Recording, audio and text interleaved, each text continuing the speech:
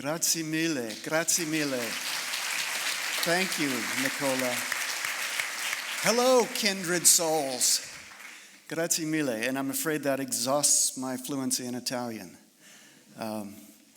But I'm extremely grateful for the invitation to be part of this, to be with you here for this event, for the awarding of the One Health Award, for the important discussions that are going to take place. Usually I like to speak extemporaneously, but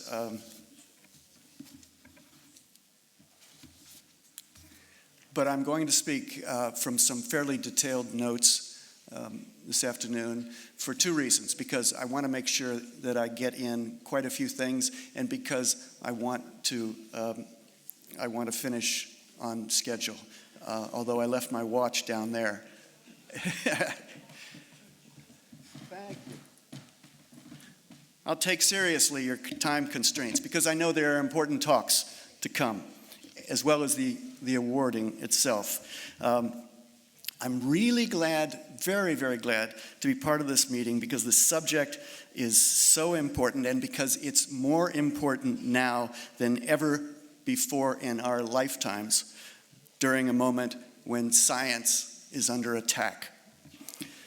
Science of all sorts is under attack, but especially these branches of science devoted to understanding infectious diseases, protecting human health, and protecting the health also of other creatures and ecosystems.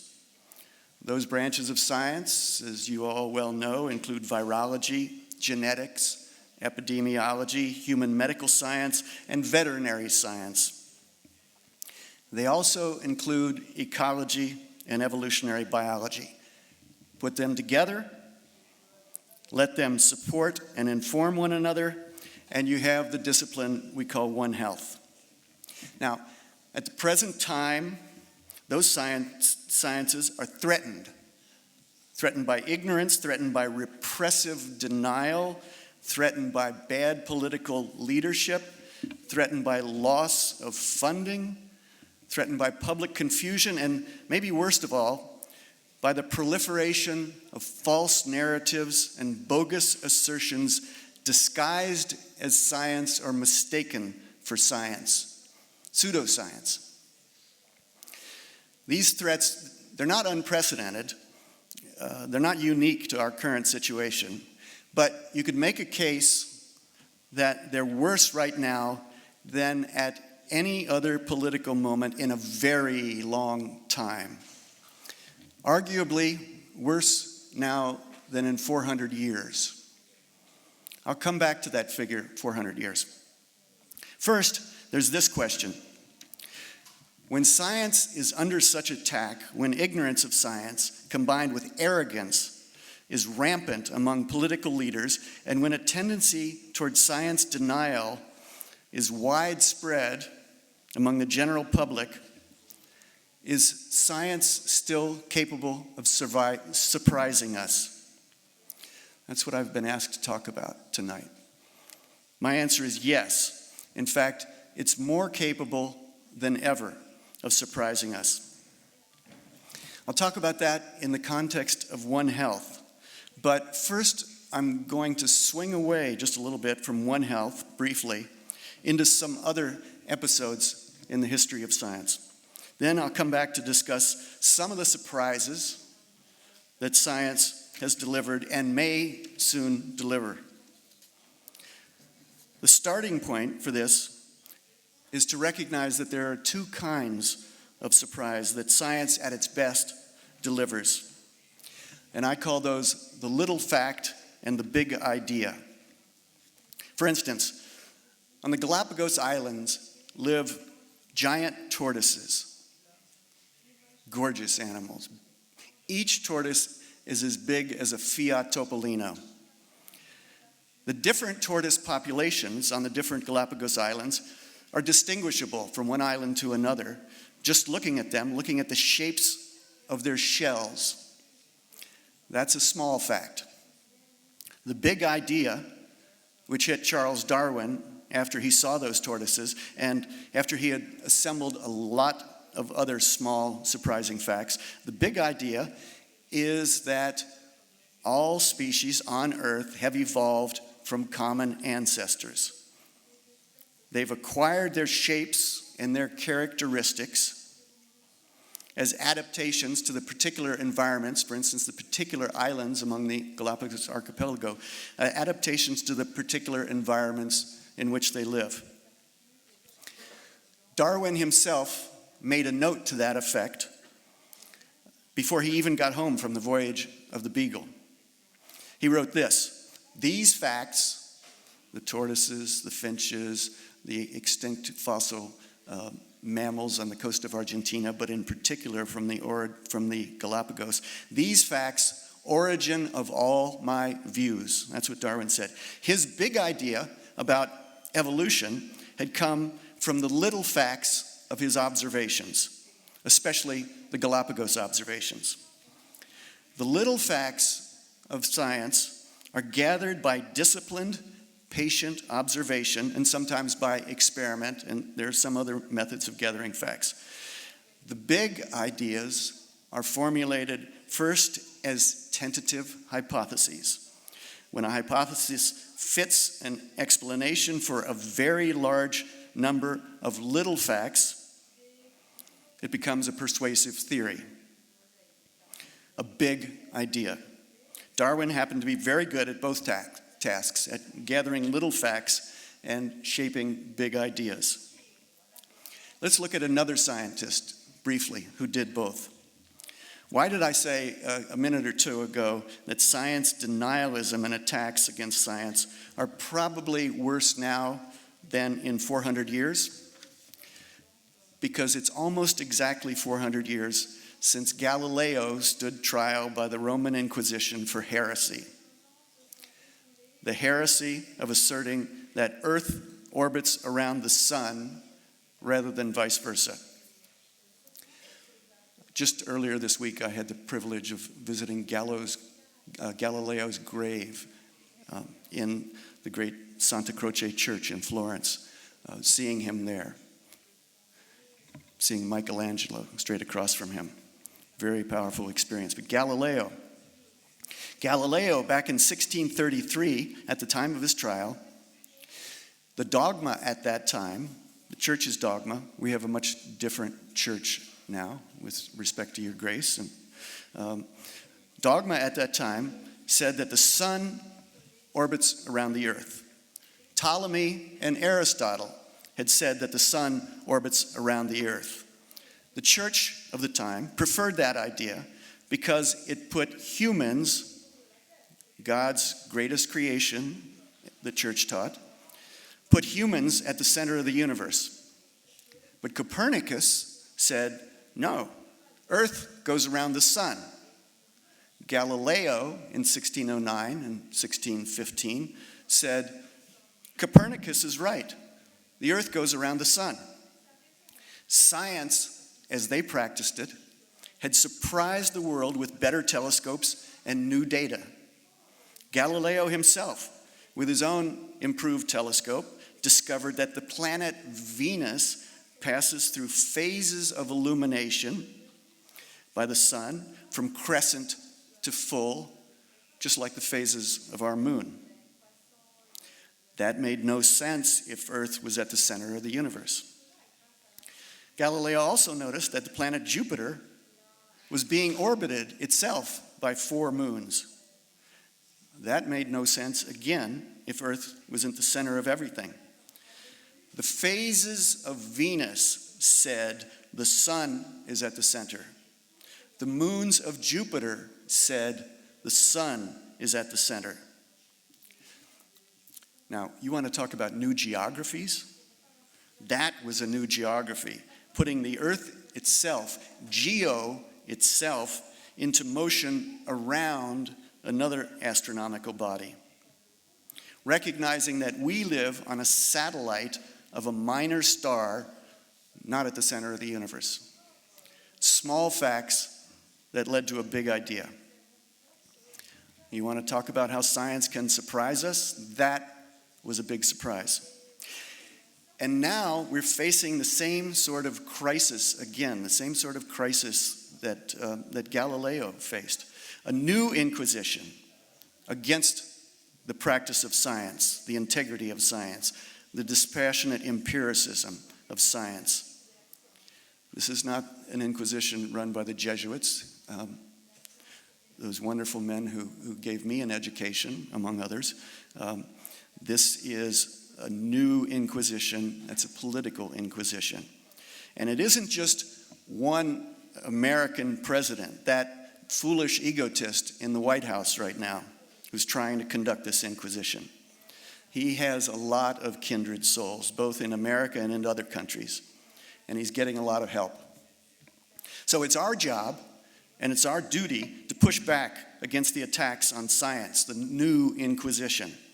And one way we do that is by embracing and pursuing the One Health perspective. One Health embodies the recognition that humans don't sit godlike at the center of the universe. We're part of something larger. We're part of biological communities, part of ecosystems, part of an intricate network of interconnected processes. One Health reminds us that we can't expect to stay healthy on a sick planet, that we need to concern ourselves with all the broader and more entangled dimensions of sickness and health. We need to read the signals. We need to spot the warning signs and the clues of impending troubles, small troubles or global disasters. And we need to do it before those things happen.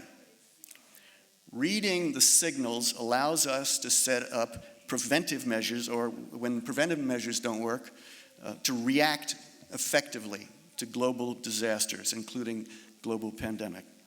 Now, the signals take various forms. For instance, here's a recent news item. Avian flu has lately been detected among wild birds in northern Norway. We could ask, why has the H5N1 virus taken so long to reach northern Norway, given that it's all over the world? And there's the much broader question. What's next with that virus? It's already managed to infect cats and dogs and tigers and polar bears and raccoons and foxes and mink and dolphin and seals. Last year, it worked its way through almost 700 herds of dairy cows on American dairies. And that produced more than 40 human infections, each of which was a dangerous moment for the possible evolution of that virus. So, another question. When will an H5 influenza virus acquire just the few additional mutations that could turn it into a devastating human-to-human pathogen, creating the next pandemic? When will that happen? Will that happen next week? Will that happen 5 years from now? Will that happen never? Here's another news item. Dengue is on the rise again in Haryana state in northern India, with more than 500 cases reported this year. But then again, 500 cases of dengue in Haryana is far fewer than in some recent years. So there's another pair of questions.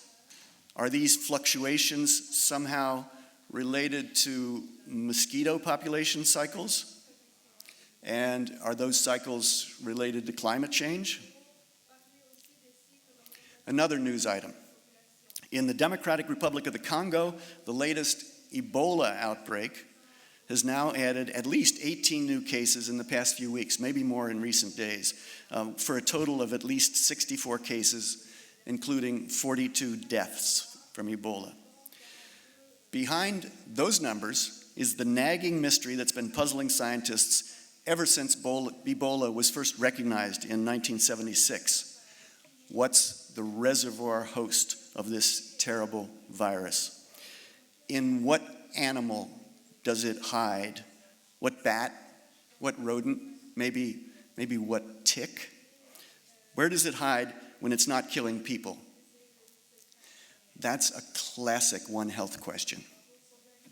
And related to that is a second question. What human activities or circumstances lead to the spillover of Ebola virus into people each time it occurs. It's been almost 50 years since that first known Ebola outbreak, and we still don't know where it comes from or how it gets into humans. You hear about bats, but there is no golden standard proof that bats are the reservoir host. Another news item. In the United States, white nose syndrome has now reached the West Coast, turning up near Seattle, Washington. White nose syndrome, as you probably know, is not a human disease. It's a disease of hibernating bats. It's a fungal infection that takes hold in bats during their winter hibernation in moist, cool caves where the fungus can grow. It clogs the breathing of the bats. It damages their wings. And when it disturbs them enough, they wake up from hibernation, they get hungry, and they go outside, despite the fact that it's winter, to hunt for insects. But what they find is winter weather, not summer swarms of insects, and they die. This fungus has killed millions of cave-roosting, hibernating American bats since it was first noticed in 2006 in the state of New York. The fungus is Pseudogymnoascus destructans. It's an old European fungus that doesn't seem to cause much trouble to European bats. It was probably brought to America by human activity, possibly by cavers, by people who make a hobby of exploring caves. Since 2006, less than 20 years, it has spread all the way across America, now to the state of Washington, by one estimate, killing at least 6 million bats. And some of those hibernating bats, some of those species of hibernating bats, the long-eared bat, the little brown bat, have already been driven almost to extinction. White nose syndrome is an important case to keep in mind as we discuss One Health, because it's a fatal infection for non-human animals brought onto them by humans. It's not a zoonotic disease, but in the technical lingo, it's an anthropozoonotic disease. So it's a reminder that consequences of disruption go in both directions. Consequences, in fact, go in all directions. What happens next with white nose syndrome? Will it drive some of America's hibernating bats all the way to extinction? Will it kill off all 12 species of our hibernating bats? If so, what sort of broader ecological consequences will follow that? Too many mosquitoes? Increase in mosquito-borne human diseases? If you combine white nose syndrome with climate change, you have the right circumstances for more Aedes mosquitoes, Aedes aegypti, Aedes albopictus, at higher latitudes, increasing the burden, for instance, of dengue in the human population. White nose syndrome is an American problem, but climate change seems to be bringing more dengue to Italy, too, here. It's doing that by way of warmer temperatures, increased populations of Aedes mosquitoes, and human travelers. Those travelers come back from somewhere tropical, maybe in Asia, a place like Indonesia, and sometimes they've been infected. They're carrying the dengue virus in their blood, and they pass it to Italian mosquitoes that draw blood when they bite those infected people. Again, this is a reminder that the consequences of disruption go in more than one direction. Humans infecting mosquitoes, which in turn infect more humans. Human travel, human transport of commercial products account for the presence of both Aedes mosquitoes and dengue virus in Italy. And the mosquitoes got here, scientists think, in the 1990s, probably in shipments of used auto tires sent from the state of Georgia in the USA. How did Aedes mosquitoes get to Georgia? Probably also by traveling aboard ships from Southeast Asia, possibly in shipments of bamboo. Everything is connected somehow. Mosquitoes don't generally fly across oceans without help. They do what we do. They ride in airplanes and on ships.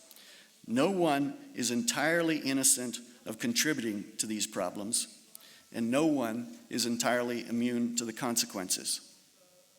Now, all of these news items I've been citing and these alarms exemplify the central truth that guides the One Health movement. Life on Earth, species by species and collectively, is governed by the principles of ecology and evolutionary biology. We're all interlinked. We bats and mosquitoes and viruses and dolphins and chickens and cows and humans. We're all engaged in our struggles to survive and adapt. As planet Earth gets effectively smaller because of travel and transport, and hotter because of climate change. Identifying the reservoir hosts of zoonotic diseases isn't the only application of the One Health perspective, of course. But it's one of the most characteristic because it draws on the diversity, the wonderful diversity of people and expertise that make such work possible. You have physicians and molecular virologists and wildlife biologists and ecologists and epidemiologists and veterinarians, all combining their efforts and their findings to solve a mystery, to control an outbreak, to organize measures that may help us avoid a next big one, a future pandemic as bad as COVID-19 or possibly worse. Now, there are three dimensions to this effort, three kinds of work that can help protect us against the next big pandemic. You know all these things, I realize, but I'm saying them out loud just as background to our further conversations. The first kind of effort is prevention. The second is monitoring and surveillance. The third is fast and effective response. Those three are very complicated subjects, and I don't want to run on long. I'll say something just about the third one, speedy and effective response. Speedy and effective response, which is something that we did not get with COVID-19.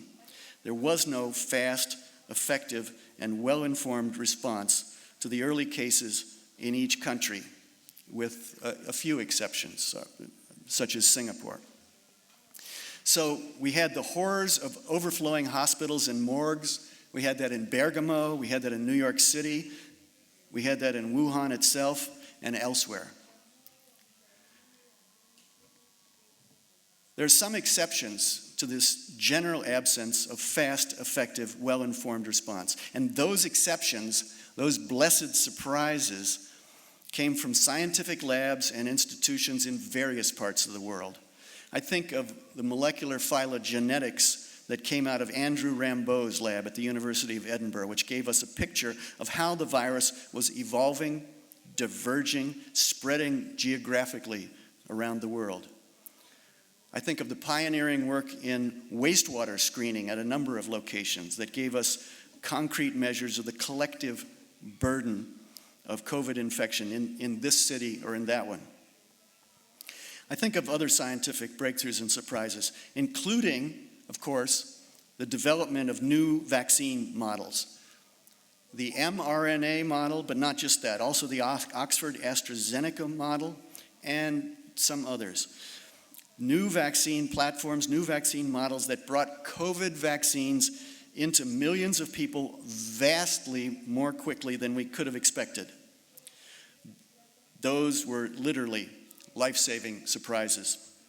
Science did surprise us with the new vaccines becoming available so fast. But it's important to note that although those vaccines were developed and manufactured quickly, they were based on decades of earlier research.